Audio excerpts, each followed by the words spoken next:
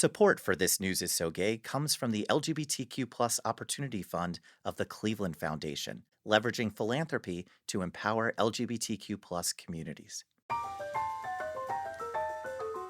Welcome to This News is So Gay. I'm your host, Ken Schneck, editor of the Buckeye Flame, Ohio's LGBTQ newsroom. Thanks so much for joining us. The Supreme Court case around conversion therapy is coming up fast. What is at stake for the LGBTQ communities across the country? These United States sure do differ with regards to LGBTQ issues. So how does queer journalism then differ based on geography? Black Gay Pride is coming up in cities all across the country. Why are these celebrations so very important? And of course, where is our roundtable finding queer joy in the news lately? Joining us this week to answer those questions and so many more, staff writer for the Buckeye Flame covering rural LGBTQ Ohio, a core member via Report for America, Ben Jodway. Ben, welcome back to the show. Hi, Ken. I'm so glad to be back in a studio where you're right over there. I can see the top of your head.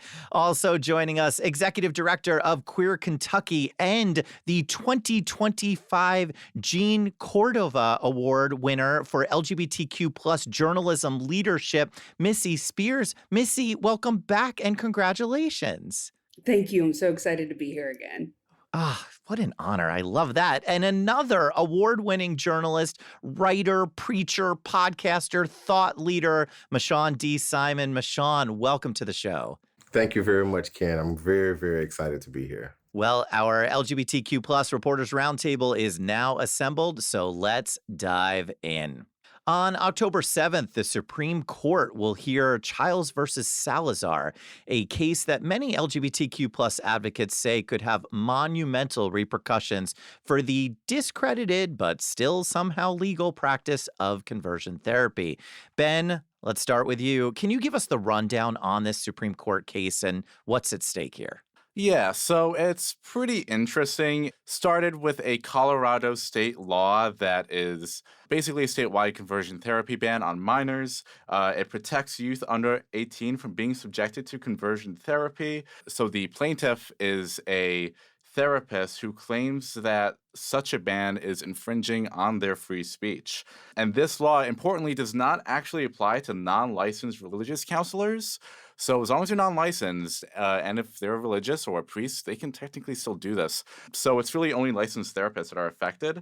It's not the first time federal courts have heard a conversion therapy ban. Usually they side with the ban, and the Supreme Court denied any appeals to them in the past. So the fact that they're bringing this up now is a really interesting development. And there was an appeals judge, a federal appeals judge, Harris Hart, who had something interesting to say about the law, which might hint at where some of these justices might be thinking. He says, quote, "The government and law's supporters would like to bypass the marketplace of ideas and declare victory for their preferred ideas by fiat," which to me sounds like, okay, if we're going with the marketplace of ideas for a ban like this, I don't know why I can't just go get drugs, any drug I want at CVS. That's our plea right there to get CVS, apparently, to sponsor This News is So Gay. So thank you for that, Ben. Missy, Kentucky, our neighbor to the south, right over the border. It looks like one of those perfect microcosms around conversion therapy bills. There was a ban, there wasn't a ban, your governor got involved. What is going on in Kentucky? Yeah, so it's one of those, good old-fashioned good news stories in Kentucky that quickly turns bad. So almost a year ago, Daddy Andy, aka Governor Beshear, signed an executive order essentially banning the use of state funds for conversion therapy for minors. It was very celebrated, and it came after about a decade of bipartisan support to ban conversion therapy in Kentucky. But unfortunately, we've seen that support kind of fade away over the last few years for that community. So fast forward to our most recent General Assembly, and a quick reminder that Kentucky's state lawmakers only meet part-time each year, starting in January. Well, this year they did House Bill 495.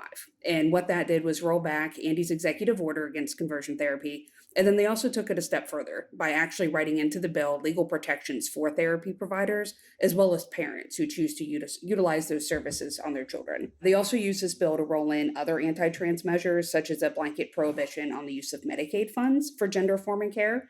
And I will remind you that 1 out of 3 Kentuckians is on Medicaid. So these are rules that do affect a large amount of our population. Missy Spears, can you go more into the phrase Daddy Andy? Because we have a lot of questions about that one. Daddy Andy was a shirt that went viral during the pandemic. It was released by Kentucky, but it was in response to his, afternoons with Andy press briefs, where he would go through all of the COVID updates for the day. We're scared at home watching the news, and he brought a lot of comfort to the state. We had that too in Ohio. We had Wine with DeWine. That was a Mhm. big deal with Governor DeWine. Well, Mashaun, so much of this debate around conversion therapy brings faith into the conversation, often doing that false dichotomy thing of pitting faith against LGBTQ plus communities as if they are mutually exclusive. And so, Mashaun D. Simon, the Reverend Mashaun D. Simon, I am officially dubbing you our faith correspondent. You can add that to your LinkedIn right now.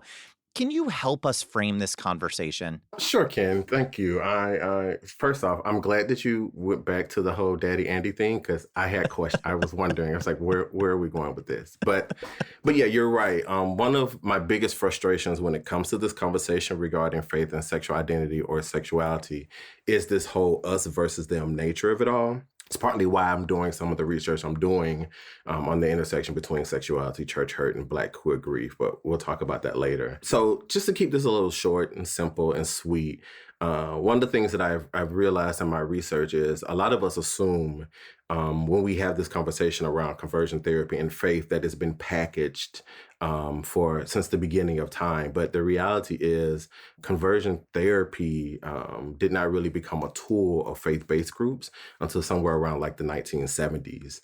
We get conversion therapy from the late 19th century at the hands of this German scientist by the name of Albert von Schneck, who claimed back then that he had successfully cured a man of his same-sex attraction using hypnosis.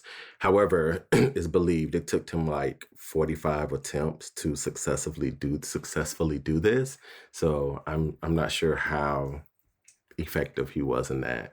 But anyway, for reference, even though throughout history, homosexuality is considered a stain on society, unnatural, or even unholy, the word does not show up in the English Bible until 1946. And we get this information by way of a book and a documentary called 1946, The Mistranslation That Shifted a Culture, that sheds a light on this issue and how this 21-year-old seminary student realized that biblical translators of the time mistranslated the word asenakoitai to be a condemnation on homosexuality, when in actuality, this word is a condemnation on men in powers of positions of power who use their power for their own sexual gratification. And we know this sounds pretty familiar, even in contemporary times. Quite a bit.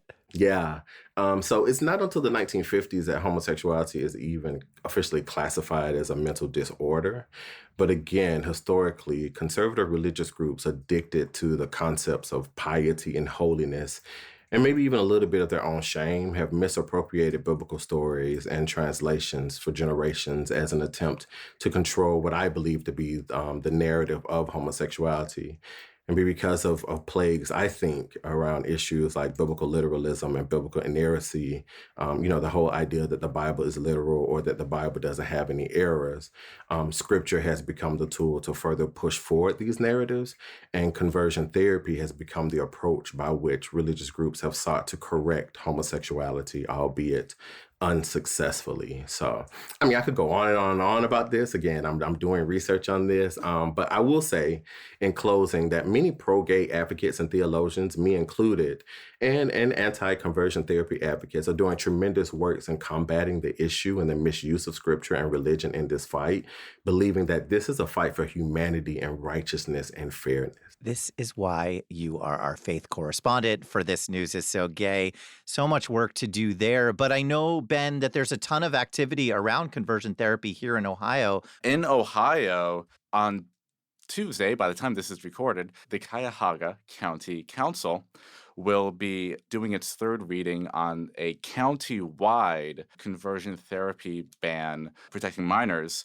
and it's pretty likely that that is going to pass. The sponsors and co-sponsors are all the majority of the council. It's 7 out of the 11 of them, I believe. And it will be the first countywide ban of its type in Ohio, and it will be joining 14 other towns and municipalities that have passed these bans so far. And it's really interesting because that's going to be the first big area that's going to be covered by such a ban, when in other municipalities, while those bans are good and they're going to dissuade some people, many people, if they're in, let's say, Cincinnati, and within the bounds of the municipality and they're practicing conversion therapy, well, they can just move outside of Cincinnati to a small town that's not a much further drive, and suddenly now it's legal for them to do that. In Cuyahoga County, that's going to be a lot harder for people to do. There you go. So developments there, and I'm sure we will be talking about conversion therapy for many episodes to come.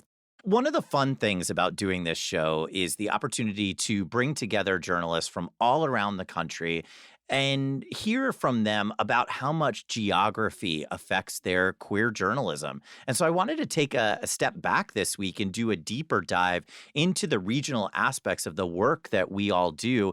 Mashaun, you are fresh off of your work for writing about your region being recognized at the National LGBTQ Plus Journalists Association's Excellence Awards. Missy is not the only winner on this show, but so much recognition all around. Georgia, where you are, is technically a swing state, but still with a pretty hardcore cadre of Republican leadership. Talk to us about the folks fighting for, and this was from your piece, LGBTQ plus people over politics. Yeah, so this past weekend during the annual conference of the National LGBTQ Plus Journalists Association, I accepted the Excellence in Online Journalism Award along with one of the other awardees who was out of Michigan on behalf of Q Digital and LGBTQ Nation. And the award was for a series called LGBTQ Nation Equality for All, Swing State Series. In this story, I looked at what issues were important to LGBTQ plus voters in Georgia, as well as highlighting those individuals who are on the front lines of doing the work to inform, inspire, and encourage not only LGBTQ voters, but also their allies, and also to get them out to vote. And this was during the most recent presidential election.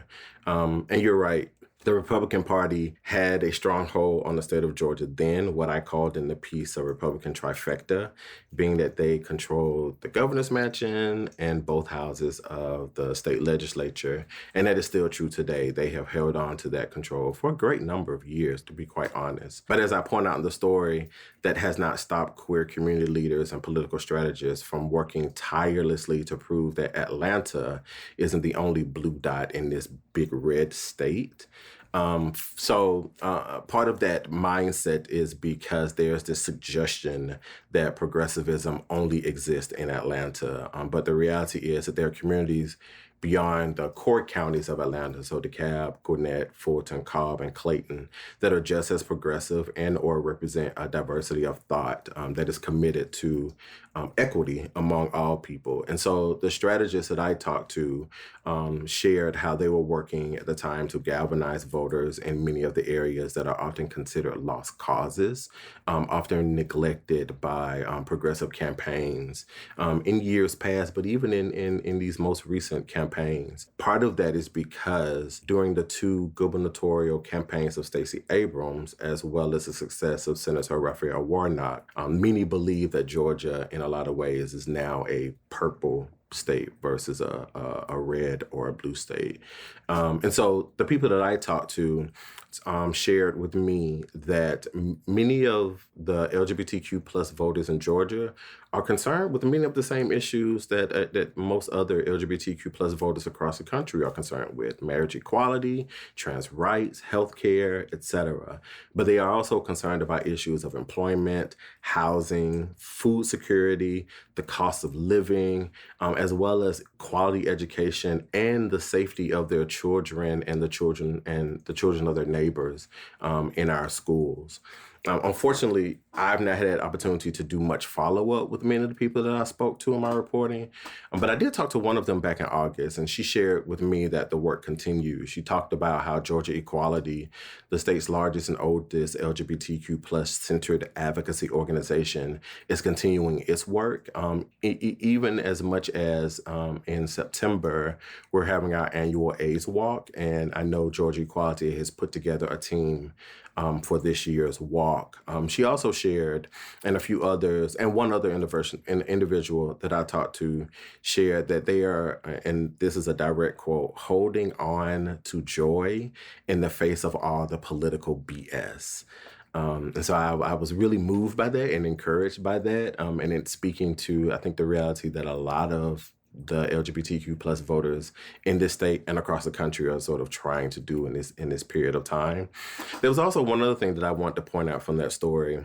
And it is that, even though the Kamala Harris campaign was not successful in winning Georgia in the same way that former President Joe Biden did in 2020, there was one campaign that I highlighted in my story, the campaign of Mashaun Kemp. Mashaun Kemp was elected to the Georgia State Senate in 2024, becoming the first openly Black gay man to be elected to the Georgia General Assembly. And so we are very excited about him being at the Capitol and doing the work that he is doing, speaking on behalf of not just a district that he represents, but all families that look and live like us. And I love that holding on to joy. That's so key. You know which states are not purple?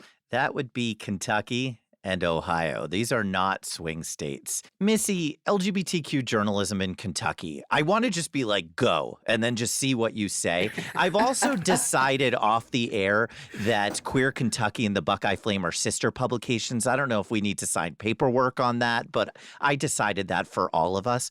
What are the challenges of really running Queer Kentucky in a state where it can be rough to be LGBTQ plus? Yeah, well, I know that we've talked about the challenges of having a small newsroom, especially when you cover an entire state. Queer Kentucky, we have 2 full-time people, me and our editor-in-chief, Spencer. And we're also the only queer newsroom in the state. So for a lot of the issues and barriers that are popping up, if we aren't talking about them, no one else is talking about them. So what we are doing is, we're very lucky to have strong relationships in a lot of the regions across the state, but it's not enough. Kentucky has 120 counties, and there are queer people living in every single one of them. So our biggest challenge is getting into those communities, creating relationships, and getting people to trust us, because these are parts of our state that have been let down and lied to from organizations and companies that have been coming in for decades and asking them to trust them with their stories, and they just continually get screwed over. So our challenge and what we've been doing is to find opportunities to go into these communities. Is there a pride event? Is there maybe a symposium on mental health that we can be a speaker at? Are there people that are on the ground, boots on the ground, that we can set up even a phone call or a Zoom with just to start a relationship? So we are jumping in, trying to create those small relationships on the ground, get folks to trust us, get us to shut up and start listening to them so we can hear their stories, their experiences, and then just start with a small collaboration. Maybe it's hiring someone from the town to tell their story. That way the folks can see themselves accurately represented in our work. And then we can just continue to grow those relationships one county after another. Ben, here in Ohio, your focus is on rural LGBTQ plus communities. Again, until someone tells us that we're lying, you are the only rural LGBTQ plus beat reporter in the world. You're the only one with that specific beat. That's super tricky, right? Because in rural areas, especially here in Ohio, all of the sponsors of anti-LGBTQ plus legislation are coming from rural areas, except for one guy. We'll talk about him another day. But I'm hoping that you've also, and I don't just say this as, your supervisor, but you've also found joy in that work as well. Yeah, it is a tricky area, but there are slivers of hope and glimmers of joy all over rural Ohio. I'm just finishing up a story right now, which is going to be published by the time this is out, about Haven 740, which is an LGBTQ plus effort. It's becoming an organization in Waverly, Ohio, which is like a village of 4,000 people and is apparently the big city of that county.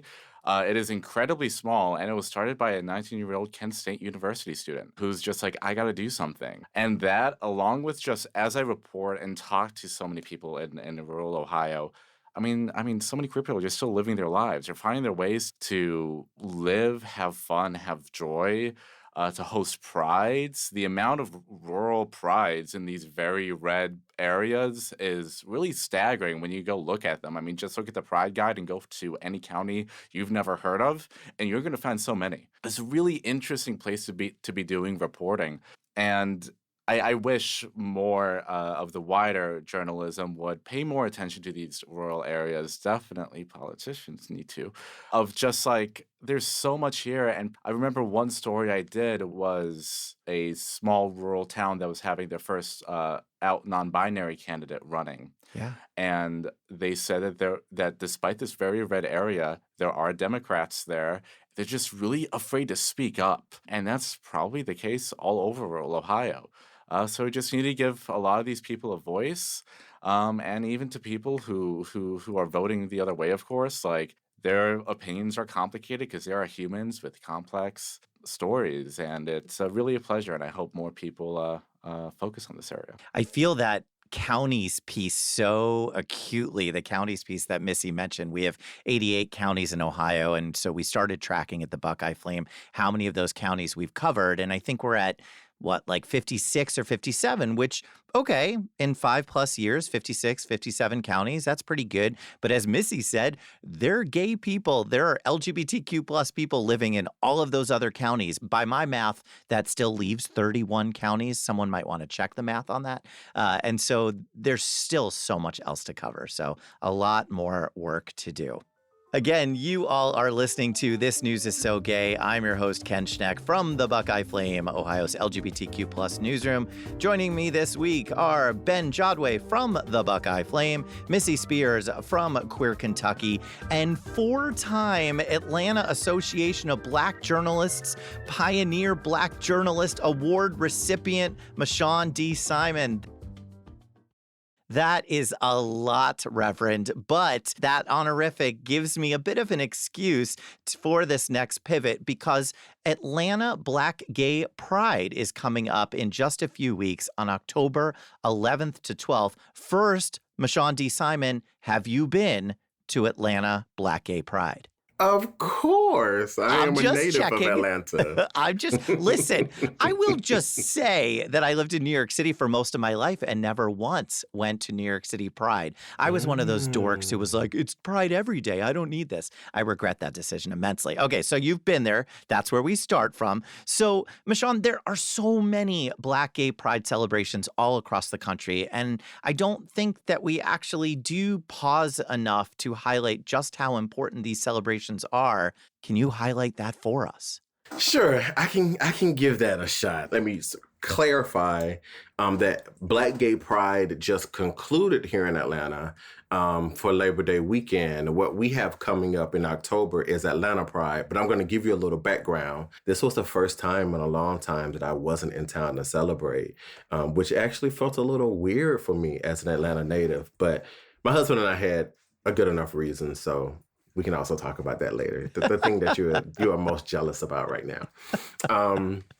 But what you are referencing is Atlanta Pride, which has taken place in October here in Atlanta since about 2008. And one of the reasons being, which is actually quite boring, but there were some drought issues and some preservation efforts in Piedmont Park where a lot of the big public events happen for Atlanta Pride. And so in 2008, while everyone else across the country may do their Pride celebrations in June, Atlanta decided to push its Atlanta Pride to the October time of the year.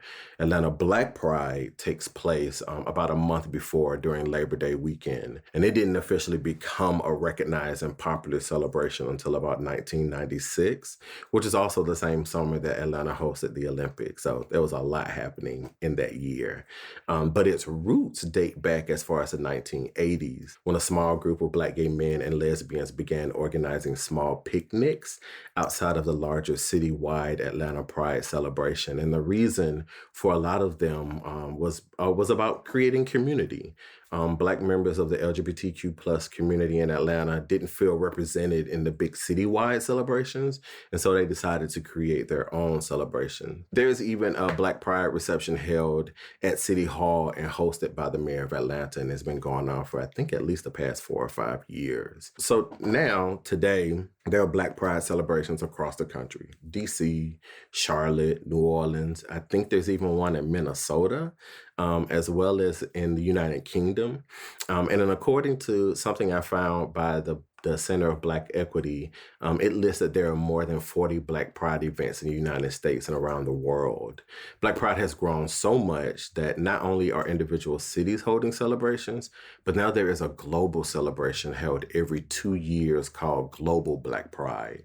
And according to Time Out, Global Black Pride began in 2020 during the pandemic as a 12-hour worldwide virtual celebration and joyful riot for the Black LGBTQ plus community. And that is an exact quote. 2 years later, in 2022, Global Black Pride was held for the first time ever in person in Toronto, Canada. And last year, in 2024, Atlanta was the host city for the first time ever in the United States. But to finally get to your question, because I've given you all this background. I'm here for this sermon. I'm here for it. One of the reasons why Black Pride celebrations are so important is the desire is not to create quote unquote segregation between the celebrations, because there are Black queer individuals who attend Atlanta Pride, but they attend Black Gay Pride because it goes back to something Ben said earlier about the joy of it all. Oftentimes, these celebrations are seen as an excuse to party, and in some respects, there's this stigma of it being reckless, but they are really an opportunity to celebrate and to sort of get away from the gaze of the larger society. And so they are an opportunity to step beyond and be authentically themselves, be authentic in their gayness, their queerness, however you want to label it, but also their Blackness, culturally, emotionally, spiritually, and psychologically. And for some, we can only do that in spaces that are for us and by us. And Missy, not to be outdone, Melanin Gay Pride coming up. And I would say the name of the city where it is, but I'm told repeatedly that I am incapable of saying that word. So I will let you tell everyone where Melanin Gay Pride is located. Okay, I need to hear you say Louisville now. It's absolutely not happening. I have been derided repeatedly, so I will let you take this. That's why you're our sister publication. Perfect. Melanin Pride Weekend, it's back in Louisville. It's the 9th year that it's happening, which is incredible. It's taking place September 18th to 21st. And it was founded and self-funded by Desiree Carr. And if you know me, you know that I'm a huge fan of people in the community just seeing a need for something and then doing the work to make it happen. So this started as grassroots. It blossomed into a 4-day event. It has events like the Melanin Takeover Kickoff Party, the open mic night, and then there's a super popular kickball game and community day that happens. Now, Desiree did say that next year they're planning for the 2026 10th anniversary games, which is going to be even bigger and better. And then it's not the only Black Pride that we have in Kentucky. We also have Kentucky Black Pride, which serves the region around Lexington. And they're hosting their Pride event this upcoming weekend, September 11th to 14th. I have no problem saying Lexington. That's not an issue for me. It's the other one. And we should also mention here in Ohio, Cincinnati Black Pride is coming up in just a few weeks as well. So a lot of celebrations coming up, a lot of joy. So let's talk more about joy here on This News is So Gay. We have arrived at everyone's favorite part of the show, Glitter Bomb, where our roundtable shares stories of queer joy that they are seeing out there in the world. And I love that every time I say the word glitter bomb, producer Gray has to play the sound effect. So let's set off a glitter bomb. Let's start with you, Missy Spears. Where are you finding queer joy out there in the news right now? Oh, the Appalachian Queer Film Festival. We did a story on the Paducah Lesbian Film Fest, the only one in the country that takes place in the spring. Now the Appalachian Queer Film Festival, which was started back in 2014, is happening in Shepherdstown, West Virginia. It is one of the few events that actually took off after the pandemic. and it's gotten more and more popular every year. Amazing. Benjamin, where are you finding queer joy? I'm finding queer joy right by my hometown from the Detroit area. There is a event series, I think that's how I would call it, Okay. called a Detroit Queer Sketch Series. It is artists of all levels will sketch models, usually nude models, and it's just a good space. They do art. They then display them at the end of each session, and they talk about it. They get feedback, and it's just a really cool space. I think Pride Source, a Michigan LGBTQ plus publication, did a great write up on it, and it sounded so cool. So that's where my joy is right now. I was so nervous that by sketch you meant sketch comedy, and I had to reply, there is no joy in that, Ben. I'm so sorry. Mashaun D. Simon, where are you finding queer joy in the news these days? Well, mine is something I sort of spoke to earlier as to why I miss Black Gay Pride here in Atlanta. My husband and I are just about roughly a week since getting back to Atlanta. We were on a 10-day cruise through the Mediterranean with Atlantis Events, which is a queer travel company. This is our second Atlantis Events experience. We are planning on doing more Atlantis Events experience. But when you talk about Glitter Bomb, a cruise ship with 2,500 gay men on it for 10 days is the ultimate glitter bomb. Also my nightmare. So that's amazing. Have you ever had someone, Mashaun, so brazenly invite themselves on your trip as I did to you over email? Because I was really trying to get on that one. Yeah. Oh, you have. Okay, great. Yeah. Great. You weren't alone. Well, finally, listeners, some LGBTQ plus fans are feeling a bit betrayed by the revelation that disco legend and Trump-named Kennedy Center honoree Gloria Gaynor has donated tens of thousands of dollars to right-wing politicians just over the past few years. There are so many threads out there of gay people saying they are giving up on Gloria Gaynor's iconic tune, I Will Survive, which I assume there just won't be bar mitzvahs anymore because I've never been to one where I have not danced to I Will Survive. But they're giving up on the tune not just as a gay anthem, but also as a gay movement song. And there's this great history in this connection between music and gay movement songs and protest, as was said in a 2016 article, and I quote, "The role of music lending power to a movement is nothing new." That article was, of course, written by Mashaun D. Simon. I went back into the 2016 vault for that one, Mashaun. I'm just saying. So what I need, folks, it's radio, so you can't see his open mouth, but I did my research. What I need from you all for our final quick queer question, what is your go-to queer movement song, the one that you want to march down the street to? Ben, what is your queer movement song? I don't know any queer movement songs, but does Modern Love by David Bowie count? 100%. Oh my gosh, yes, absolutely. That's my go-to karaoke song, so I'm like, I can get up to that anytime. 100%. Mashaun D. Simon, what is your queer movement song? So it's not a movement song, but it is a song that moves me. And it is the song Tambourine, which was released in 2008 by the rapper Eve. Okay. Missy Spears, what is your go-to? I have to go with G Flip, Gay for Me. It's a celebration of reverse conversion therapy on straight women. Okay. Oh, wow. That's a new one for me. I'm going to go listen to that one. I do want to remind our listeners that yet again, the correct answer was Closer to Find by Indigo Girls, but thank you all for supplying your songs. Well, I certainly want to hear what you all are working on. Missy, what's going on with you in Queer Kentucky? This week, we're releasing our a new digital magazine issue called Death Before Detransition. It was entirely made by trans youth in Kentucky. 15 plus contributors, 10 stories, fully written and designed by 18 to 24-year-old trans youth across our state.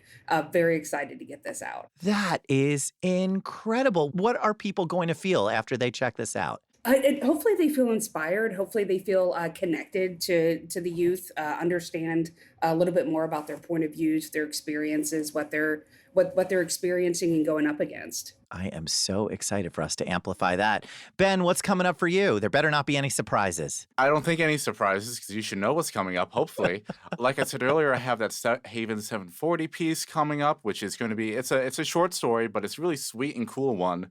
And then the Cuyahoga County conversion therapy piece is going to be really interesting because we're also going into a little bit on how it works with the county and whether other counties can kind of do this. So should be cool.